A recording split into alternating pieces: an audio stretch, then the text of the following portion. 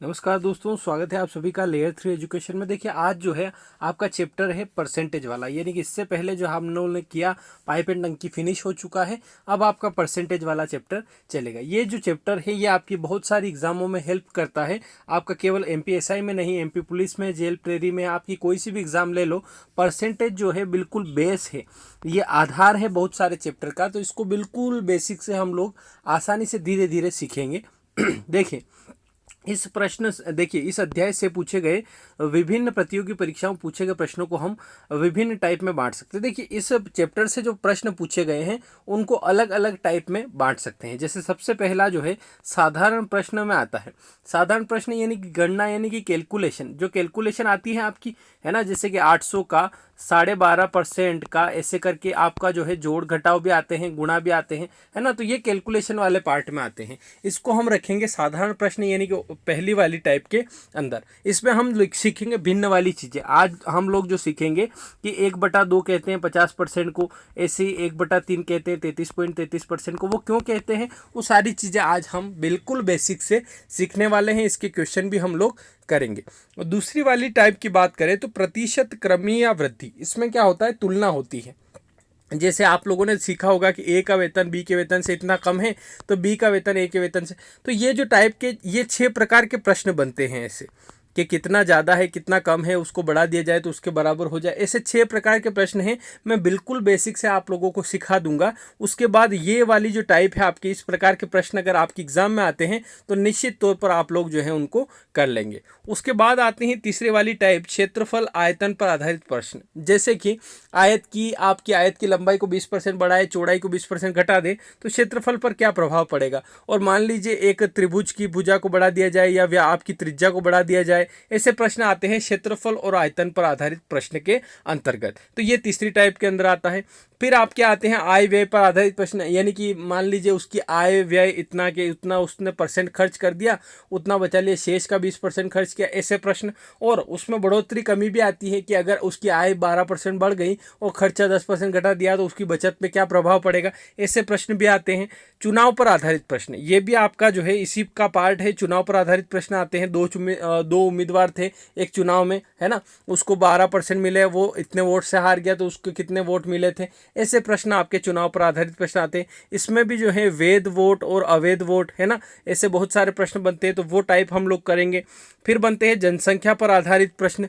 जनसंख्या पर आधारित प्रश्न बनते हैं कि एक गांव की जनसंख्या 16,000 है, यदि उसमें 5% की रेट से हर साल बढ़ोतरी होती है तो 3 साल के बाद उसकी आपकी जनसंख्या क्या हो जाएगी। ऐसे प्रश्न जनसंख्या पर आधारित प्रश्न में बनते हैं। और संख्याओं पर आधारित प्रश्न ऐसे बनते हैं कि 120 का 5% ये है तो 130 का परसेंट किसके बराबर होगा। ऐसे प्रश्न संख्या पर आधारित बनते हैं। फिर सबसे इंपॉर्टेंट टाइप आपकी कि परीक्षा में फेल पास पर आधारित प्रश्न भी इसमें बनते हैं। इसमें भी 3 टाइप है आपकी, ए, बी और सी। ये तीनों में आपको समझाऊंगा कि किस प्रकार से है ना, वो भी मैं करवाऊंगा। और विविध प्रश्न के अंतर्गत जो इन सब में नहीं आते या फिर इन सब में जो एक्स्ट्रा है वो आपके विविध प्रश्न में आ जाएंगे। तो इस प्रकार से इस चैप्टर को हम बिल्कुल व्यवस्थित तरीके से फिनिश करेंगे। अभी हम बिल्कुल शुरुआत करते हैं बिल्कुल बेसिक से, है ना। एक अपने पास थोड़ा सा हम लोग जो है पहली टाइप हम डिस्कस करने जा रहे हैं। उसमें मैं आपको बताऊंगा कि इनकी जो भिन्न की वैल्यू है, भिन्न की वैल्यू बोले तो देखिए समझने की कोशिश करिएगा। मैं 100 को हमेशा 1 मानता हूं। अब मान लीजिए इस 100 के मैंने 2 हिस्से किए, इस 100 के 2 हिस्से किए, 50% और 50% हिस्सा होगा। तो आप 50% को लिख सकते हैं 1/2, यानी कि मैं आपसे बोलूं कि आप बताइए कि 600 का 50% कितना होगा, तो आप 600 का 50% नहीं निकालेंगे, आप डायरेक्ट 1/2 कर देंगे या फिर आधा ही कर देंगे, है ना। तो इस प्रकार से तो ऐसी एक टेबल है मेरे पास, तो वो आपको समझाएगी कि क्या होता है वास्तव में और किस तरीके से ये चलते हैं। तो देखिए सबसे पहले आपका ऊपर ही ऊपर लिखा हुआ है पूरा एक भाग जो है, पूरा एक भाग कितने के बराबर होता है, 100% के बराबर होता है। तो अगर एक हिस्सा है पूरा तो उसको मैं लिखूंगा 100%, ठीक है। अगर उसी के मैंने 2 हिस्से कर दिए, मान लीजिए ये 2 हिस्से मैंने कर दिए, तो 2 हिस्से में 2 हिस्से किसके बराबर हो जाएंगे, 50% और 50% के, है ना। और उसको मैं लिख पाऊंगा 1/2। क्या लिख पाऊंगा, 1/2। अब यहाँ तो एक हिस्सा था, यहाँ 2 हिस्से हैं। मान लीजिए 100 के आपने 3 हिस्से किए, 1, 2 और 3, तो हर हिस्सा कितने का हो जाएगा, तो 33.5% का हो जाएगा, जिसको 33 सही 1/3% या फिर आप लिख सकते हैं 33.33%। अब इस प्रश्न में जैसे कि मान लीजिए एक क्वेश्चन आ गया, आपसे बोला गया कि 6,900 का 33 सही 1/3% निकालो। तो कुछ नहीं करना है, ये 33 हटा दो, 1/3 इसको लिखा जाता है, तो 3 से करेंगे, 3 दूनी 6, 3 तिया 9, 2300 इसका आंसर आ जाएगा। तो ऐसे प्रश्न आपके आते हैं, है ना। अब मान लीजिए इस 3 हिस्से की जगह 4 हिस्से कर दिए, तो देखिए 4 हिस्से कर रखे हैं, तो 4 हिस्से करने पर एक हिस्सा कितने के बराबर होता है, 25% के बराबर। तो 25% जब भी आए तो उसकी जगह आप लिख सकते हैं 1/4। और ये जो है ये जरूरी नहीं कि केवल परसेंटेज में ही काम आए। अब बात मैंने क्यों बोली, मान लीजिए मैं बोलूं कि एक वस्तु को, जैसे ये लाभ हानि में भी आपका काम आ जाएगा, है ना, ये साधारण ब्याज चक्रवृद्धि ब्याज में आपका काम आ जाएगा, ये आपका साझेदारी में काम आ जाएगा, ये बहुत सारी जगह आपका काम आएगा। जैसे लाभ हानि में मैं इसको इस्तेमाल करके बताऊं आपको कि एक व्यक्ति ने एक वस्तु आपकी 1200 रुपये में बेची और उससे 25% की हानि हुई। क्या बोला उसने, एक व्यक्ति ने एक वस्तु 1200 रुपये में बेची और 25% की हानि हुई, तो आप मुझे क्रय मूल्य बताइए। तो आप देखेंगे 25% की जैसे ही बात बोली, 25% मतलब 1/4। अब इस 1/4 का इस यहाँ पर क्या लेना देना है, तो 4 समझ जाइए आपकी वो 4 रुपए का क्रय मूल्य है, उस पर एक जो हुआ 25 की क्या हुई, हानि हुई, तो 4 में से एक हानि हो गई, तो बेचा कितने में होगा, 3 में। तो ये जो 1200 है ये 3 के बराबर है, तो 1 बराबर 400, और वो चीज कितने की थी, 4 चौक 16, यानी कि 1600 की वो चीज थी। तो ऐसे आपका काम आएगा, है ना।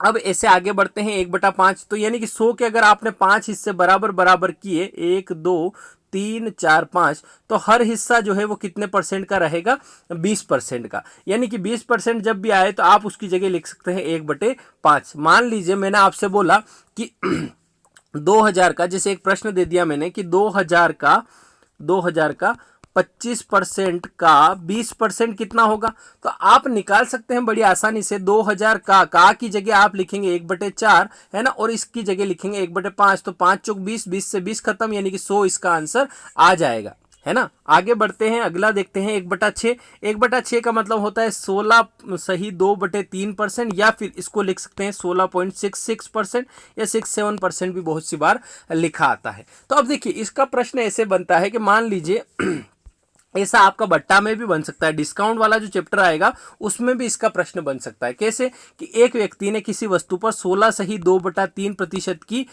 डिस्काउंट दिया, 16 सही 2/3% का डिस्काउंट दिया, और वह वस्तु जो है उसने 450 रुपए में बेच दी, तो उसका अंकित मूल्य बताओ। ऐसे प्रश्न भी आपके आएंगे। तो इस तरीके से ये आपका जो है 16 सही 2/3 देखते ही थोड़ा सा खतरनाक लगता है, लेकिन इसकी भिन्न वैल्यू या फ्रैक्शन वैल्यू में लिखूं तो वो होती है 1/6। समझ रहे हैं आप, 16 सही 2/3 को आप 1/6 लिख सकते हैं।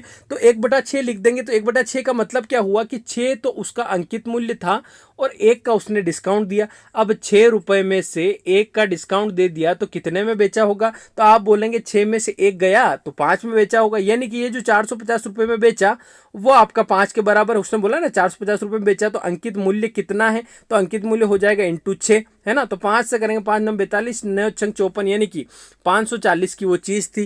तो आप समझ रहे हैं कि ये टेबल कितनी इंपॉर्टेंट है ना, और इस टेबल से बहुत सारे प्रश्न आपके बनेंगे। ठीक है, 1/6 हो गया। अब 1/7 का भी होता है। अब 1/8 दे रखा है, 1/7 का भी आप लिख सकते हैं 14.28%, कि 14.28% जब भी आए तो आप लिख सकते हैं उसको 1/7 उसकी जगह लिख सकते हैं, है ना। 1/8 बहुत इंपॉर्टेंट है, ये बहुत ही ज्यादा बार पूछा जाता है।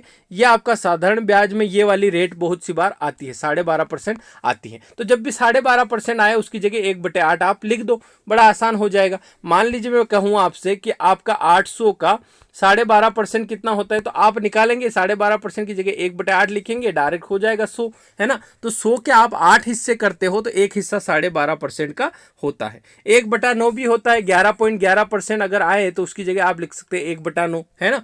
फिर 1/10 आ गया, फिर 1/12 भी होता है, 1/11 को लिखते हैं 9.09% अगर आए तो उसकी जगह 1/11 लिख सकते हैं। और 12 का होता है 8.33% अगर आए तो उसकी जगह 1/12 लिख सकते हैं।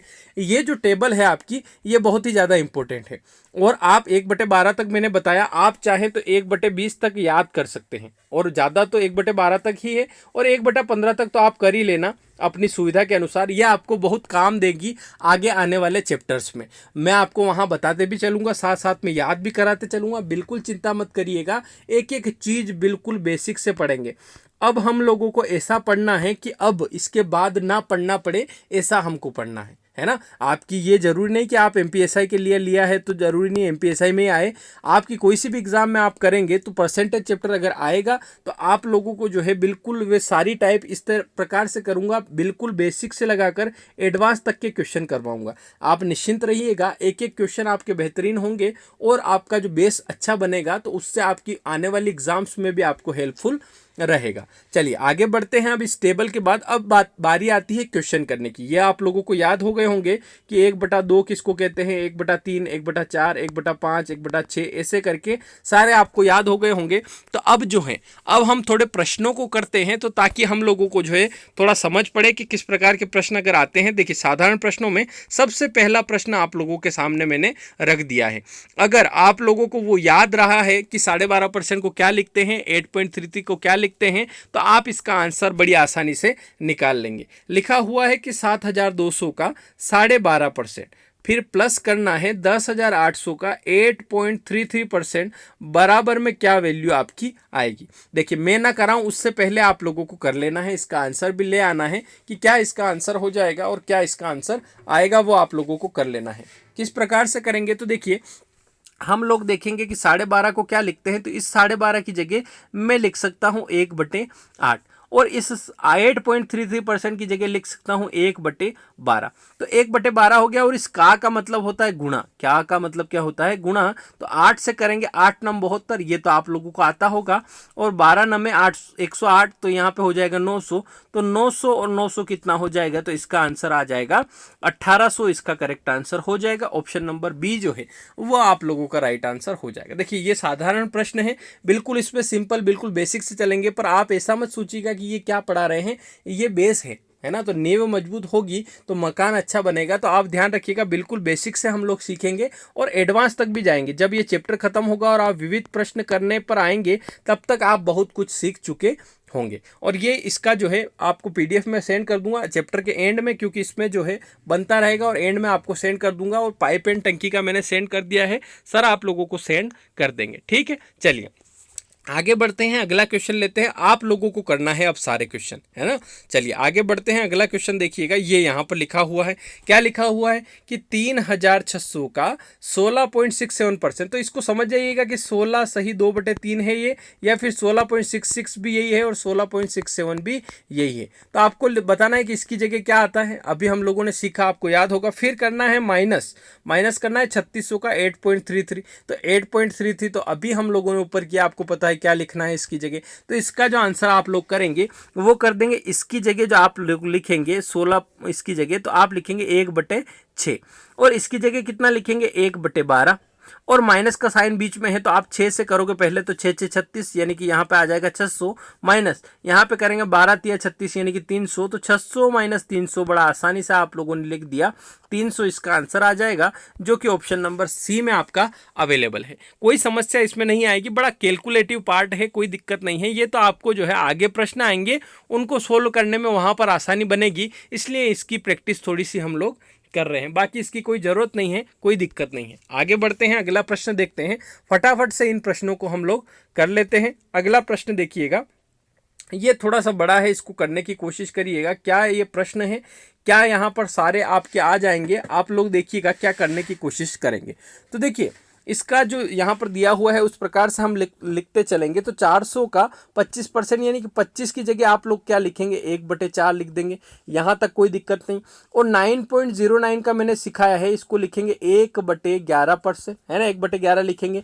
और 12.5% की जगह आप लिखोगे 1/8, और 14.28 की जगह लिखोगे 1/7। अब इसको काट के देखो कितना आ रहा है। 4 से करोगे तो यह आ जाएगा यहाँ 100, फिर प्लस है बीच में तो प्लस लगाया, 11 से किया एक बार तो यहाँ भी आया 100, है ना। फिर 8 से किया तो यहाँ भी आया 100, और फिर प्लस 7 से किया तो यहाँ भी आया 100, यानी कि कितनी बार 100 आया, तो 1 2 3 4, यानी कि इसका आंसर आ जाएगा 400, यानी कि ऑप्शन नंबर डी वाला जो है इसका राइट आंसर आ जाएगा। तो इस प्रकार के प्रश्न अगर आए तो इस तरीके से कर लीजिएगा, मुझे नहीं लगता इनमें कोई दिक्कत आपको आएगी, बड़े आसान है, हो जाएंगे। आगे बढ़ते हैं, अगला क्वेश्चन देखते हैं। क्वेश्चन नंबर देखिएगा 4th वाला, करने की कोशिश करिएगा।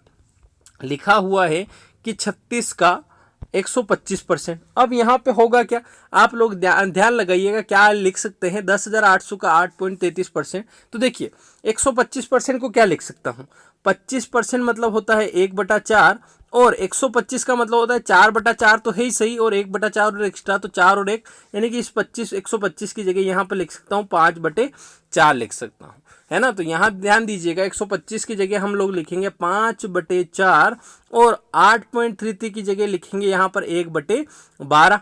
तो आप देखेंगे 4 से करेंगे, 4 9 36, 9 5 45, 45 प्लस यहाँ पे कितना आ जाएगा, 12 9 108, 900।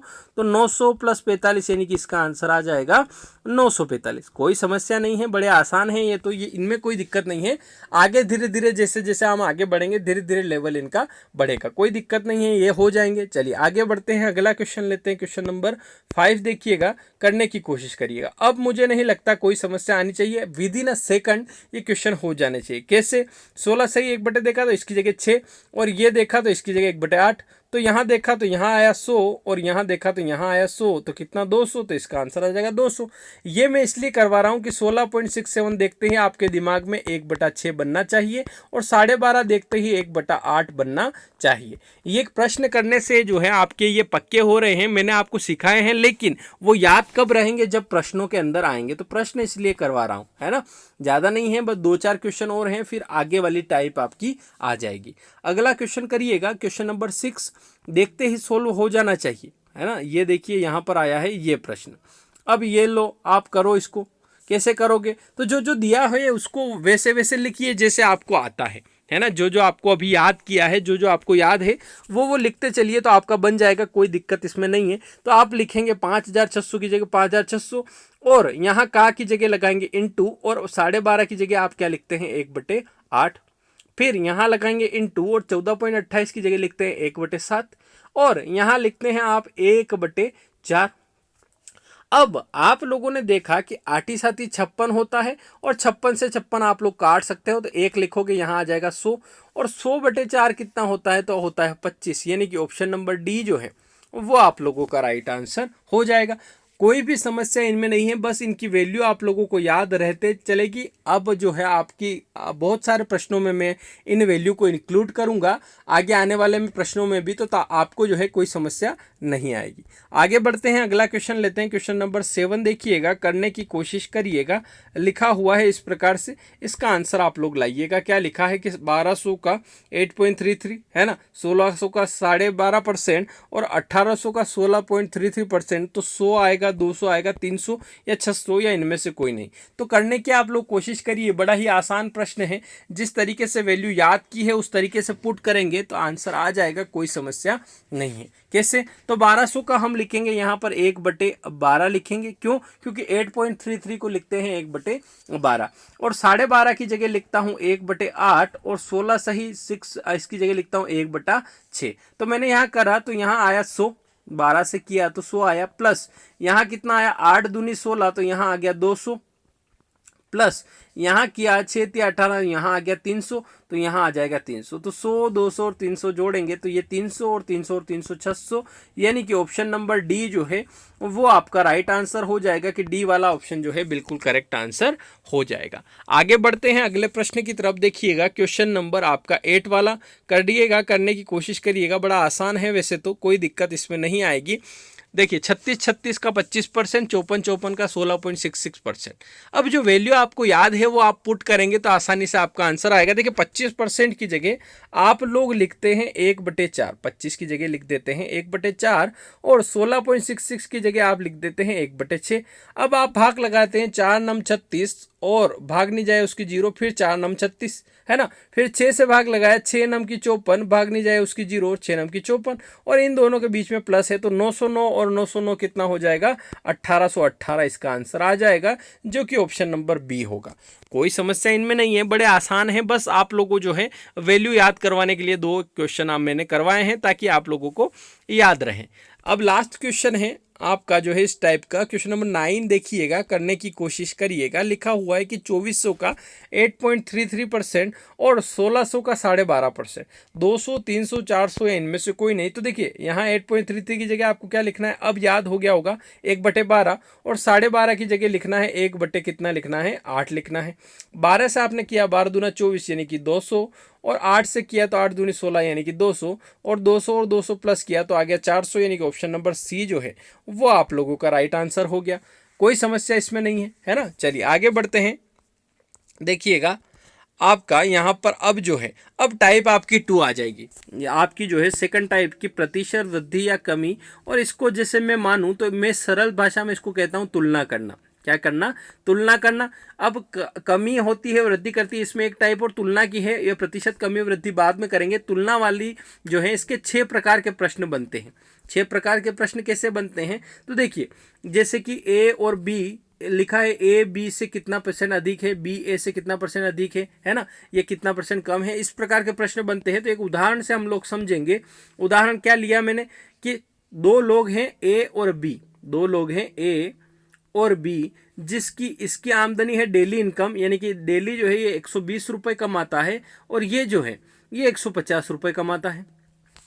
अब इनमें प्रतिशत अगर निकालना हो किसी भी चीज़ का, तो उसमें होता क्या है कि ये आपको याद रखना है। कौन सा, ये वाला जो फॉर्मूला है, ये लिखा है व्हाट वी कंपेयर। हम कंपेयर क्या कर रहे हैं उसको ऊपर लिखना है, व्हाट वी कंपेयर, उसको ऊपर होम वी कंपेयर, किससे हम लोग कंपेयर कर रहे हैं, और इंटू करिएगा 100 का, तो इससे बनेगा आपका पहला प्रश्न। जैसे ही मैं देखता हूं तो देखिए ये यहाँ पर लिखा हुआ है पहला प्रश्न, और अब यहाँ पर मैं डाटा भी लिख देता हूँ आपका कि ए का जो डाटा है यानी कि ए की जो वैल्यू है वो 120 है, यानी कि 120 रुपये इनकम है, और बी की जो वैल्यू है वो 150 है।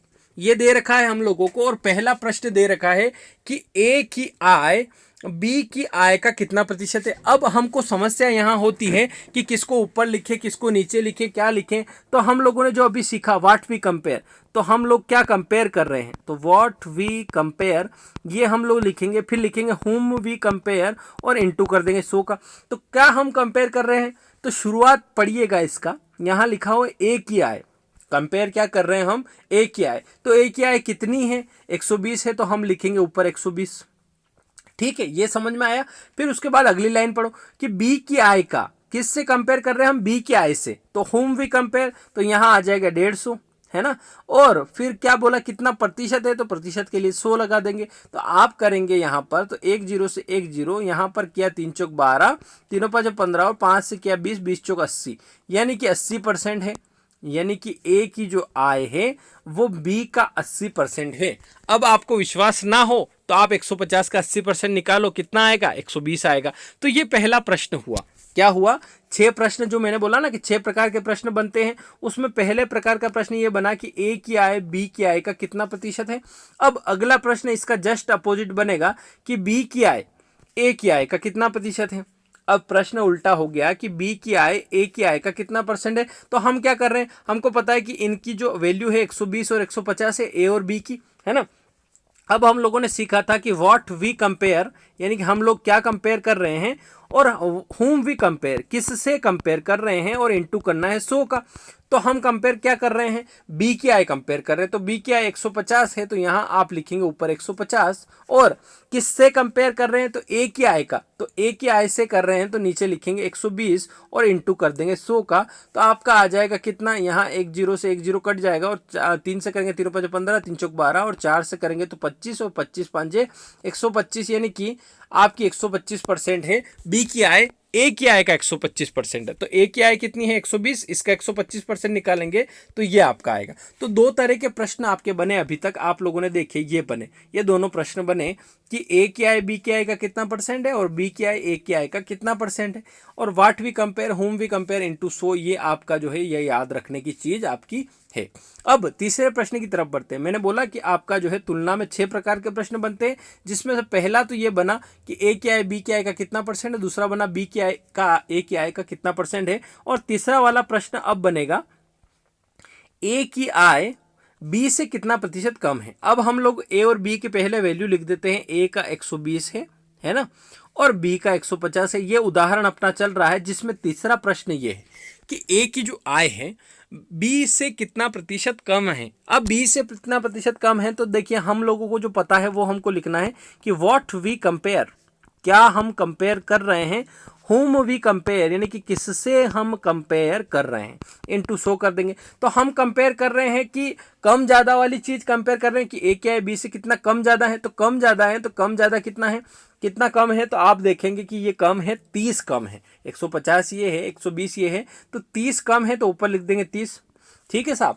अब किससे कंपेयर कर रहे हैं, तो उसने बोला कि 20 से, तो आप से देखेंगे जिसके पीछे से लिखा हो, इससे कंपेयर कर रहे हैं तो होम की जगह नीचे आ जाएगा 20 से, तो यहाँ आ जाएगा 150, यानी कि आपका नीचे आ जाएगा 150 और इंटू कर दीजिएगा आप 100 का, तो आपका ये आ जाएगा। आप देखेंगे 1 0 से 1 0 और 5 से किया, तीनों 5 15 और 5 से किया तो 20 आपका आ गया, तो 20% कम है।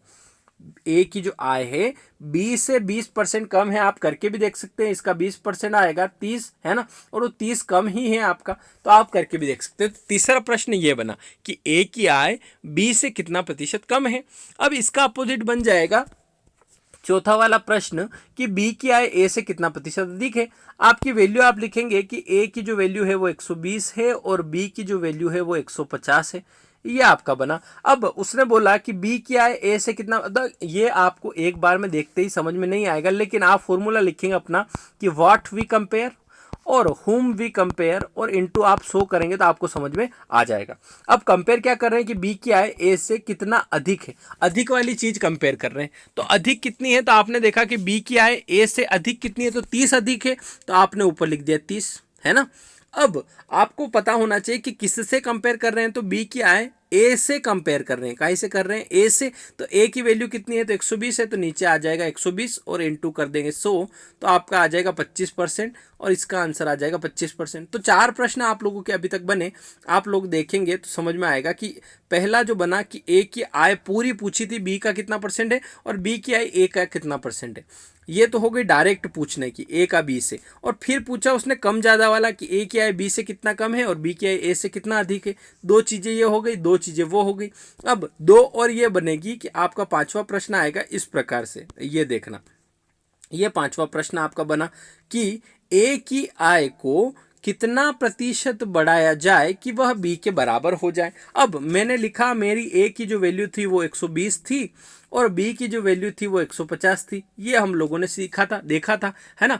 अब जो बोल रहा है वो करना है। मेरा जो फॉर्मूला है वो ये है कि व्हाट वी कंपेयर, हम क्या कंपेयर कर रहे हैं, होम वी कंपेयर, किससे कंपेयर कर रहे हैं और इनटू शो करना है। ठीक है, तो मैं देखता हूँ कि ए की आय को कितना बढ़ाना पड़े कि बी के बराबर हो जाए। तो मैं इनका अंतर देखता हूं पहले तो, कि 120 से बढ़ाकर 150 करना है तो कितना बढ़ाना होगा, तो आप बोलेंगे कि 30 बढ़ाना होगा। हम कंपैरिजन क्या कर रहे हैं, 30 बढ़ा रहे हैं।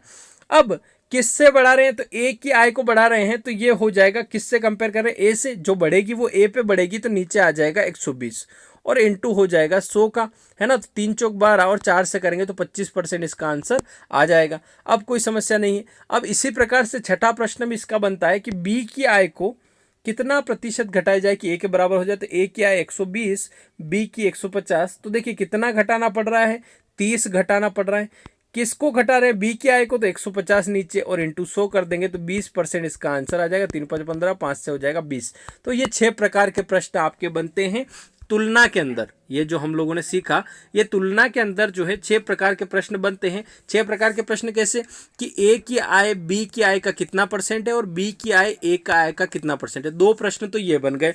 फिर उसने बोला कि ए की आय बी की आय से कितना कम है और फिर बी की आय ए की आय से कितना ज़्यादा है। दो प्रश्न और ये बन गए।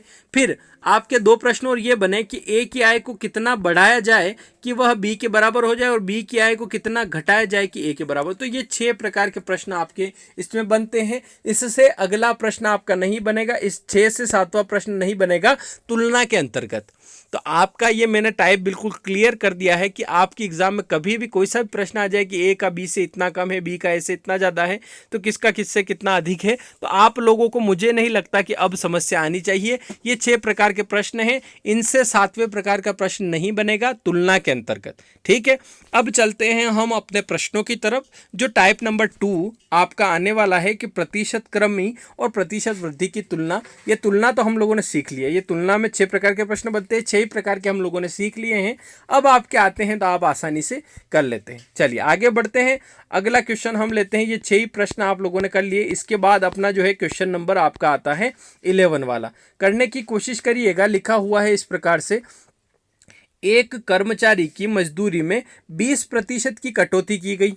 यदि उसकी मजदूरी को पुनः पहले की मजदूरी के बराबर लाना हो तो उसमें कितने प्रतिशत की वृद्धि करना होगी? 20% की, 25% की, 33.5% की, या फिर चौथा ऑप्शन जो है आपका 22.5%। तो देखिए हम लोग बिल्कुल बेसिक से करेंगे, इसको 100 मान के करेंगे। मान लीजिए आपका जो कर्मचारी है उसकी मजदूरी हम मानते हैं 100। कितना मान रहे हैं? 100 मान रहे हैं। उसने बोला कि 20% कम कर दिया, तो 100 का जो 20% होता है वो 20 ही होता है। तो 20% कम किया तो अब मजदूरी हो गई 80। पहले तो 100 थी, अभी हो गई 80। अब वो बोल रहा है कि यदि उसकी मजदूरी को पहले के बराबर लाना हो, यानी कि 80 को वापस 100 के बराबर लाना हो, तो उसमें कितने प्रतिशत की वृद्धि। देखिए अभी ये छठा टाइप का प्रश्न हो गया। अभी हम लोगों ने सीखा तुलना के अंतर्गत कि बी की कितना बढ़ाया जाए कि ए के बराबर हो जाए, यही तो हुआ है ये। तो हम कंपैरिजन कर रहे हैं कम ज़्यादा, तो कितना बढ़ाना पड़ रहा है हमको? 80 से 20 करना, 80 से 100 करना है तो 20 बढ़ा रहे हैं। और हम किस पर बढ़ा रहे हैं? जो कम हुआ है उस पर, तो नीचे लिखेंगे 80 और इनटू क्या कर देंगे 100 का। तो आप देखेंगे 20 चौक 80 और 4 से करेंगे तो 25% हमको बढ़ाना पड़ेगा। तो ऑप्शन नंबर बी जो है वो आपका राइट आंसर हो जाएगा। इस प्रकार के प्रश्न अगर आते हैं तो इस तरीके से करिएगा, कोई समस्या इनमें नहीं है, आप लोगों से बन जाएंगे। अब आगे बढ़ते हैं, अगला क्वेश्चन देखते हैं। लिखा हुआ क्वेश्चन नंबर 12 वाला, करने की कोशिश करिएगा। लिखा हुआ है कि ए का वेतन बी के वेतन से 33.5% कम है, तदनुसार बी का वेतन ए के वेतन से कितना प्रतिशत ज़्यादा है। जो अभी हम लोगों ने ऊपर 6 प्रकार के प्रश्न सीखे हैं उनसे बाहर नहीं आएगा, ये चीज़ ध्यान रखिएगा, है ना, उनसे बाहर बिल्कुल भी नहीं आएगा। अब यहाँ भी वही प्रश्न है, बस आप लोगों को जो डाटा वो 120 और 150 दे रखा था वैसा आपको जमाना पड़ेगा। और वो जमाने के लिए भी कोई दिक्कत ही नहीं है। 33.5% का मैंने आपको भिन्न की वैल्यू अभी ऊपर सिखाई थी कि 33.5% जब भी आए उसको क्या लिखते हैं, तो उसको लिखते हैं 1/3। क्या लिखते हैं? 1/3। उसने बोला कि ए का वेतन 20 से 33 से 1/3 कम है। तो देखिए 33 से 1/3 का मतलब होता है 1/3, यानी कि 3 में 1 कम है तो 2 के बराबर है। अब किससे कम है? तो बी के वेतन से कम है, तो बी आपका 3 हो गया और इससे 1/3 कम है, यानी कि ये 2 हो गया। अब समझने की कोशिश करिएगा ये मैंने क्यों लिखा। तो देखिए बी को अगर मैं 3 मानता हूँ तो 3 का 1/3 कितना होता है? तो आप बोलेंगे 3 का 1/3 तो 1 होता है, और ये 1 कम है इससे, तो 3 में से 1 कम है, यानी कि ये 2 है। अब प्रश्न पर आ जाते हैं। उसने बोला कि बी का वेतन ए के वेतन से कितने प्रतिशत ज़्यादा है। बी का वेतन, यहाँ प्रश्न एक बार पढ़िएगा, लिखा हुआ है कि बी का वेतन जो है ए से कितना ज़्यादा है। हम कंपैरिजन क्या कर रहे हैं? कम ज़्यादा। तो कम ज़्यादा मैंने देखा कि एक कमी और ज़्यादा, एक कम ज़्यादा है, तो व्हाट वी कंपेयर की जगह मैंने लिख दिया 1। किससे? ए के वेतन से। क्या लिखा हुआ है? ए के वेतन से। तो जिससे कंपेयर कर रहे हैं, ए से कर रहे हैं, तो उसको नीचे लिखेंगे तो 2 नीचे आ जाएगा, तो यहाँ 2 लिखिएगा और इनटू आप करिएगा तो 1/2 तो आप सभी को पता है 50% होता है, तो इसका आंसर आ जाएगा 50%, यानी कि ऑप्शन नंबर डी। तो बोलो समझ में आई क्या बात?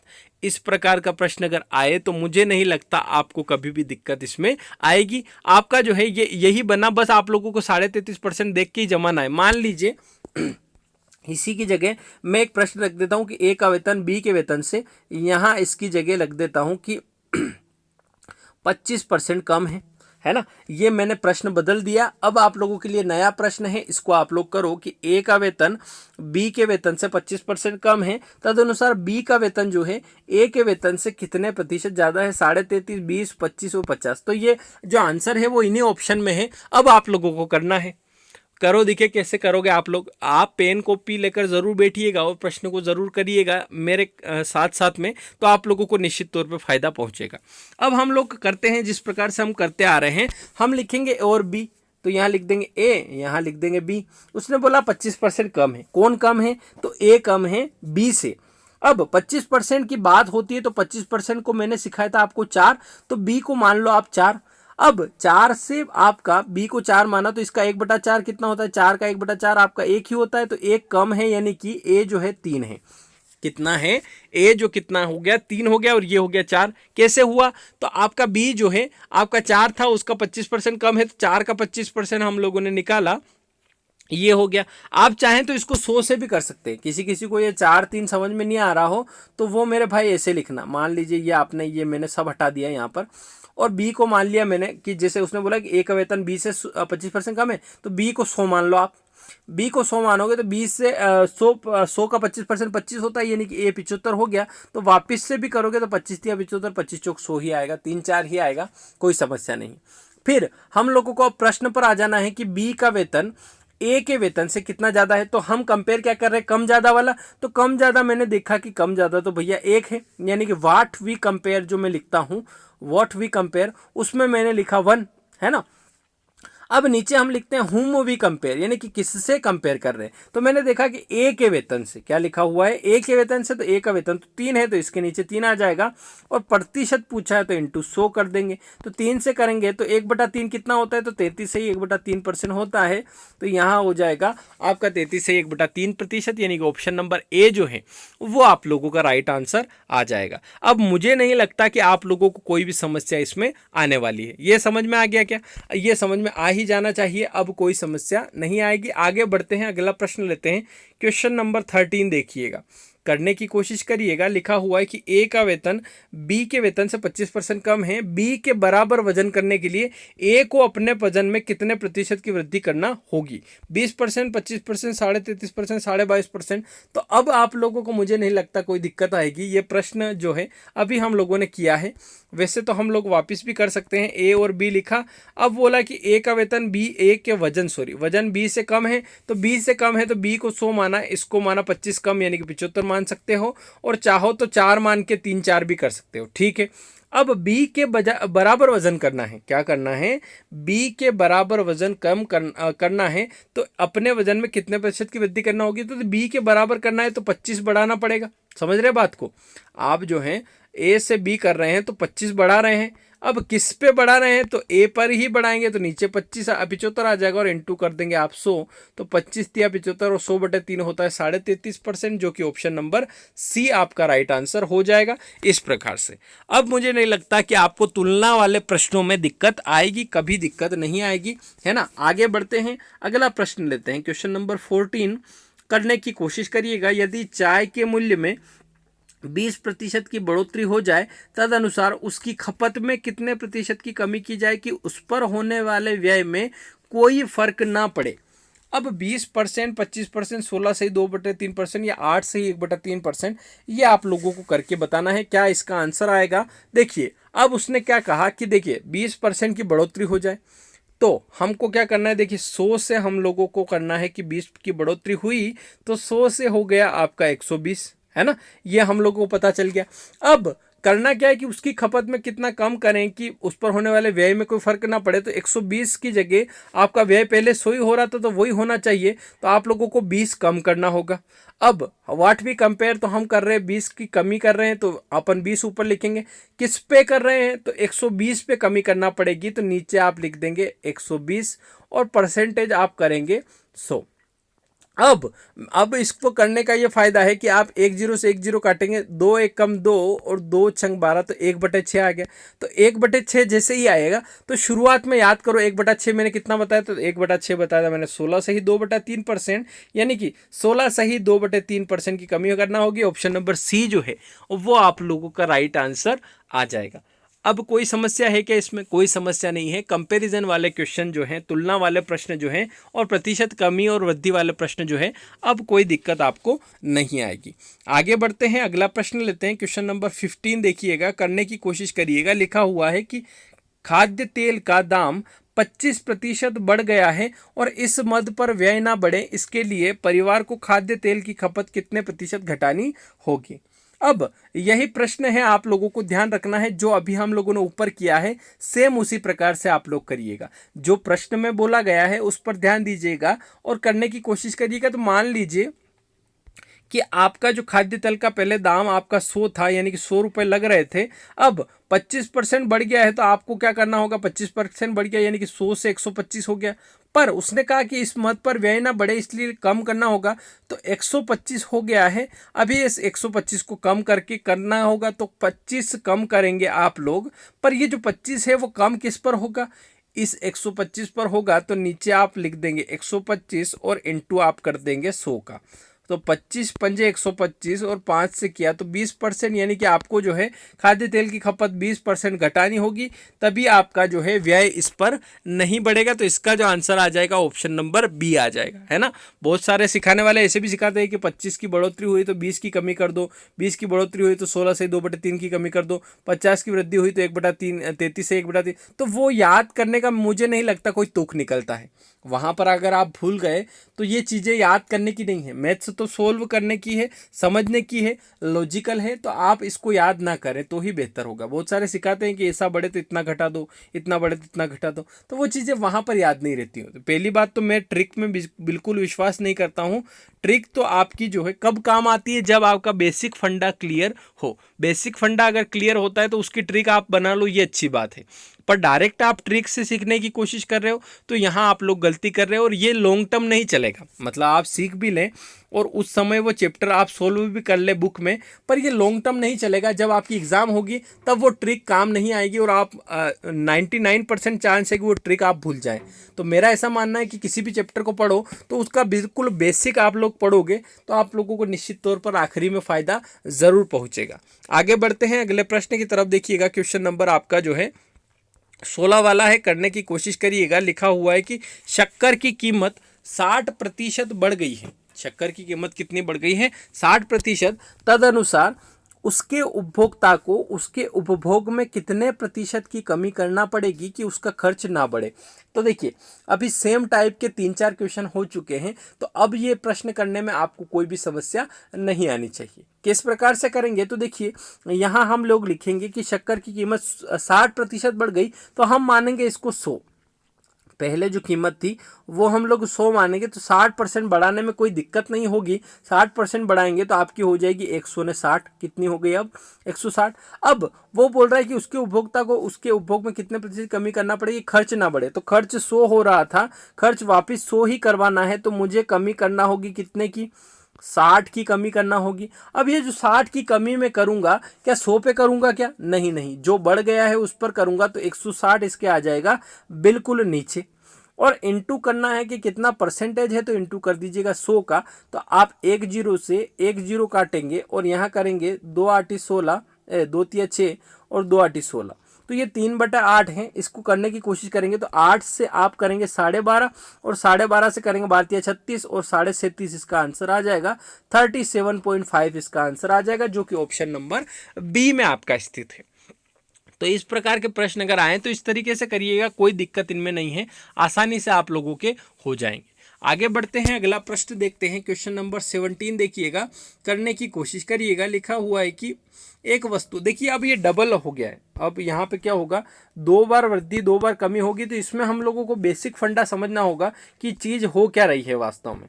लिखा हुआ है कि एक वस्तु का विक्रय मूल्य 20% कम करने पर उसकी बिक्री में 80% की वृद्धि हो गई, तदनुसार उसकी कुल बिक्री वास्तव में कितनी प्रभावित हुई। अब ये चीज हुई क्या? क्या कम हुआ, क्या बढ़ा दिया, क्या बिक्री, क्या विक्रय मूल्य, क्या वृद्धि, क्या कमी? तो ये चीज सीखने के लिए मैं आपको ले चलता हूँ बिल्कुल बिल्कुल साधारण उदाहरण पर। मान लीजिए आप एक दुकानदार हैं और आप 100 वस्तुएं बेचते हैं दिन की। कितनी वस्तुएं बेचते हैं? 100 वस्तुएं। तो मैं देखिए यहाँ पर लिख रहा हूँ वस्तु, है ना। आप मेरे को थोड़ा सा बताइएगा कि वस्तु, और मैं यहाँ पर लिख रहा हूँ उसकी कीमत, है ना, वस्तु और कीमत, और यहाँ पर मैं लिख रहा हूँ आय या फिर इनकम। अब आप इसको समझने की कोशिश ज़रा करना। मैं समझता हूँ कि आप एक दिन की 100 वस्तुएं बेचते हैं। कितनी वस्तुएं बेचते हैं? 100 वस्तुएं, है ना। अब इन्हीं 100 वस्तुओं की मैं कीमत भी कितनी रख रहा हूँ? मैं आपकी 100 कीमत रख रहा हूँ। एक वस्तु की कीमत आपकी 100 रुपये, तो 100 वस्तुओं की कीमत कितनी हुई? तो आपकी इनकम हो गई 10,000। कितनी हो गई भैया? 10,000 हो गई। ये बात अगर आपको समझ में आ गई होगी तो ये प्रश्न आपके लिए कोई बड़ा नहीं है। अब 100 वस्तुएं थी, उसने बोला कि विक्रय मूल्य 20% कम करने पर, विक्रय मूल्य क्या था? ये कीमत थी, बेचने की कीमत, 20% कम करी तो आपकी 100 जो कीमत थी उसको 20 कम करेगा तो कितनी कर देगा? तो आप बोलेगा 80 कर देगा। ठीक है, यहाँ तक कोई दिक्कत है क्या? कोई दिक्कत नहीं है। ठीक है, उसकी बिक्री, बिक्री यानी कि जितनी वस्तुएं बिक रही थी वो आपकी 80% की वृद्धि हो गई उनमें, यानी कि 100 वस्तुओं की जगह अब 80% ज़्यादा बिकने लग गई। तो आप बोलोगे कि 100 से 80 ज़्यादा बिकने लग गई, यानी कि 100 की जगह अब बिकने लगे 180। अब वस्तुएं तो 180 बिक रही है, लेकिन उनकी जो प्राइस है वो 100 की जगह 80 हो गई। तो आपकी इनकम कितनी होगी? तो आप देख लेंगे, 2 जीरो के आप लगा देंगे, 2 जीरो, फिर 8 का गुणा करेंगे, 8 आउटी 64 का 4, 80 लगा 6, और 8 कम 8 6 14, यानी कि 144, यानी कि 14,400 रुपये अब इनकम होगी। तो आप देख रहे हैं कि पहले तो इनकम आपकी 10,000 थी और अब इनकम आपकी 14,400 है। तो कितनी इनकम बढ़ी? तो आपने देखा कि 10,000 तो पहले ही थी, 4,400 इनकम मेरी बढ़ी, 4,400 बढ़ी। पर किस पे बढ़ी? तो आपने देखा पहले 10,000 थी तो 10,000 पे वृद्धि हुई, है ना। और कितना परसेंट बढ़ी? तो आप इंटू 100 कर देंगे, तो 2 जीरो से काटे आपने 2 जीरो, फिर इन 2 जीरो से आपने ये 2 जीरो काटी, यानी कि 44% की वृद्धि हुई। ऑप्शन नंबर ए जो है वो आपका राइट आंसर हो जाएगा। तो इस प्रकार के प्रश्न अगर आए तो इस तरीके से करिएगा, कोई दिक्कत इनमें नहीं है ना। आप ध्यान रखिएगा, आप इस तरकीब से करेंगे, ये बिल्कुल बेसिक है। इस बेसिक को समझकर आप लोग करेंगे तो मुझे नहीं लगता ये क्वेश्चन आपको टफ लगेगा। बाकी करवाने वाले ऐसे भी करवाते हैं कि 20 बढ़ा, 100 घटा, 100 में से बढ़ा दो, घटा दो, लेकिन वो जो है वो शॉर्ट टर्म है, वो ट्रिक जो है वो शॉर्ट टर्म है। ये चीज़ लॉन्ग टर्म चलेगी कि मान ली आपने 100 वस्तुएं मान ली और हर वस्तु की कीमत 100 रुपये है, तो 100 वस्तुएं बेची 100 रुपये की, तो 10,000 रुपये मेरे पास आए, है ना। फिर मैंने आपसे बोला कि आपने विक्रय मूल्य 20 कम किया, तो जितनी 100 रुपये की थी उस पर कीमत कम कर दी, 100 की जगह 80 कर दी, तो मैंने भी 100 की जगह यहाँ पर 80 कर दिया। आपने बोला कि बिक्री 80% बढ़ गई, तो बिक्री पहले 100 वस्तुओं की हो रही थी, 80% बढ़ गई तो 180 मैंने भी कर दी। तो 180 वस्तुएं मेरी बिकी और सभी वस्तु की कीमत मैंने 80 रुपये रखी, तो मेरे को कितने रुपए मिलेंगे? तो 14,400 रुपये मिलेंगे। अब आपको कोई भी समस्या इस प्रश्न में नहीं आने वाली है। अगर ये प्रश्न आपको समझ में आ गया है तो निश्चित तौर पर अगला प्रश्न आप लोग करके बता देंगे, ये मेरी गारंटी है। अगला प्रश्न है क्वेश्चन नंबर 18। ये देखो आप लोग, अब मुझे नहीं लगता कि ये प्रश्न आपके आएंगे तो आप इनमें घबराओगे या फिर आप इनसे डरोगे। देखिए क्या लिखा हुआ है, एक सिनेमा घर की सीटों में 25% की वृद्धि की गई और उसके टिकट के मूल्य में 12% की वृद्धि की गई। देखिए सीटों में भी वृद्धि कर दी और आपके इसमें भी वृद्धि कर दी, तदनुसार सिनेमा घर की आय में कितने प्रतिशत की वृद्धि हो जाएगी? 40% की, या दोनों को जोड़ दे 25 और 12 37% की, या फिर 45% की, या 50% की।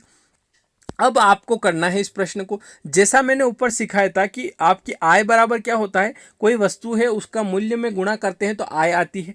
मैंने क्या सिखाया आपको, कोई वस्तु है जिसका मूल्य में गुणा करते हैं तो आपका आय आता है। तो आप इस प्रकार से लिखेंगे, मैं लिखता हूँ, मैंने आपको सिखाया है कि वस्तु जितनी भी है उसका उस वस्तु की कीमत में गुणा करेंगे तो आपको पता चल जाएगा कि आपकी आय क्या है ना। ये चीज़ आप लोगों को समझ में आ गई। मान लीजिए आपने माना कि 100 वस्तुएं हैं या फिर 100 सीटें हैं, है ना। मान लिया आपने कि एक टॉकीज में 100 सीटें हैं, उस 100 ही सीट के मैं 100 रुपये एक सीट के ले रहा हूँ, तो 100 सीटों के मेरे पास कितने रुपए आ गए? तो आप बोलेंगे 10,000 रुपये की इनकम है एक दिन की। अब उस सिनेमा घर वाले ने क्या किया कि सीटों में 25% की वृद्धि करी। अब सीटों में वृद्धि करने का मतलब होता है कि वस्तुएं 100 थी तो इसमें 25 की वृद्धि करी, तो अब सीटें 100 की जगह कितनी हो गई? अब सीटें हो गई 125। फिर उसने क्या किया कि उसमें टिकट की कीमत में भी 12 की वृद्धि करी, यानी कि टिकट की कीमत में 12 की वृद्धि करी, यानी कि 100 की जगह उसने कर दी टिकट की कीमत 112। तो अब आपकी इनकम कितनी हो जाएगी? अब आप लोग करने की कोशिश करेंगे, 125 का डबल करेंगे तो 250, यानी कि 0 आया, 25 आपका हासिल। तो 125 से कम 125 और 25 का यहाँ आ जाएगा 50, हासिल लगा 15। 125 से कम 125 और 15 कितना हो जाएगा? 140। तो देखा आपने, मैंने ये गुणा कर दिया 125 से डायरेक्ट। आप लोग चाहें तो इसको व्यवस्थित जिस तरीके से आप लोग करते हैं उस तरीके से करिएगा, है ना। तो मैंने देखा कि 10,000 पहले इनकम थी, अभी 14,000 हो गई। तो देखा मैंने कि 4,000 की वृद्धि हुई, है ना। ये जो 4,000 की वृद्धि हुई ये किस पर हुई? तो ये 10,000 पर हुई, तो नीचे 10,000, है ना। और परसेंटेज कितना? तो इंटू मैंने किया 100, तो 2 जीरो से काटी 2 जीरो और 2 जीरो से 2 जीरो, यानी कि 40% की वृद्धि हुई मेरी इनकम में। तो 40% की वृद्धि हो गई। ऑप्शन नंबर ए जो है वो आप लोगों का राइट आंसर हो जाएगा। तो मुझे नहीं लगता कि अब इस चैप्टर मतलब इस टाइप में कोई आपको दिक्कत आएगी। अभी तो चैप्टर पूरा बाकी है। अभी तो मैंने इंट्रोडक्शन दिया है इस चैप्टर का, बिल्कुल आज इंट्रो सीखा है हम लोगों ने कि परसेंटेज में वृद्धि कमी क्या होती है, और साधारण तुलना वाले प्रश्न हम लोगों ने किए। अभी तो चैप्टर पूरा बाकी है, अभी तो बिल्कुल बेसिक हम लोगों ने किया है। आगे बढ़ते हैं, अगला क्वेश्चन देखते हैं। क्वेश्चन नंबर देखिएगा 19 वाला, करने की कोशिश करिएगा। लिखा हुआ है कि यदि किसी संख्या में 25% की वृद्धि कर दी जाए और प्राप्त संख्या में पुनः 25 की कमी कर दी जाए तो अंतिम प्रतिशत वृद्धि या कमी कितनी है? 6% की वृद्धि, या फिर 25 बढ़ाया 25 कम कर दिया तो कोई परिवर्तन नहीं होगा, या फिर 6 से ही 1/4% की कमी, या 6 से ही 1/4% की वृद्धि। अब यहाँ पर एक फॉर्मूला काम करता है, वो आपको मैं सिद्ध भी करके बता दूंगा, है ना, किस प्रकार से। तो देखिए 25% की वृद्धि करी और फिर 25% की कमी करी, तो देखिए इसमें होता क्या है कि जब सेम परसेंट में बढ़ाते हो और सेम परसेंट में घटाते हो, ये चीज़ ध्यान रखना, सेम परसेंट में वृद्धि करते हो और सेम परसेंट में कमी करते हो, तो उस परसेंटेज का करना रहता है स्क्वायर और बटे 100 कर देना। और ये जो चीज़ आई ये हमेशा होगी कमी। क्या होगी? हमेशा कमी। आप करके भी देख सकते हो, जैसे कि एक्स स्क्वायर यानी 25 का स्क्वायर कितना होता है? 625, है ना। और बटे आप 100 करोगे तो ये 6.25 की कमी हो जाएगी। तो 6.25% को 6 से ही 1/4% भी लिख सकता हूँ, और इसकी कमी होगी, यानी कि आंसर आपका ये आ जाएगा, है ना। तो आप लोगों ने कैसे किया? तो देखिए मान लीजिए 100 आप मानते हैं, है ना, और 25 की वृद्धि कर रहे हैं, यानी कि आप लोगों ने कर दिया 125, है ना। अब आप 25% की कमी कर रहे हो, यानी कि इसमें कमी करोगे 25% की, तो आप करोगे 25 की कमी कर रहे हो 125 में, तो आप कर दे रहे हो 25 की कमी कर रहे हो, यानी 75 कर दे रहे हो उस संख्या को। तो कितना हो जाएगा? तो आप इस प्रकार से कर सकते हो, 3/4 हो जाएगा। और 4 से करोगे तो यहाँ 125 दिया, कितना होता है?